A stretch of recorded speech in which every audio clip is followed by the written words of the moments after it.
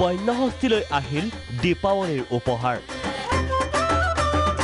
ঘৰৰ সন্মুখত কলগছত চাকি জ্বলাই পালন কৰিলে পোহৰৰ উৎসৱ দীপাৱলী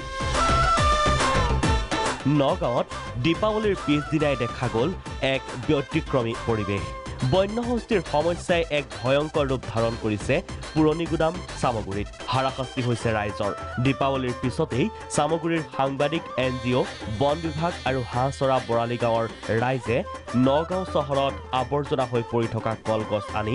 সামগুৰিৰ হস্তিদন্তিসমূহত যোগান ধৰিলে হাতীৰ খাদ্য হিচাপে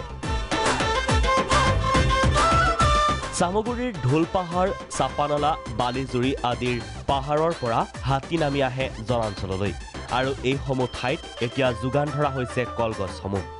যাৰ ফলত দুদিনৰ বাবে হলেও বন্যহস্তীৰ উপদ্ৰৱৰ পৰা ৰাইজে ৰেহাই পাব বুলি চলিছে চৰ্চা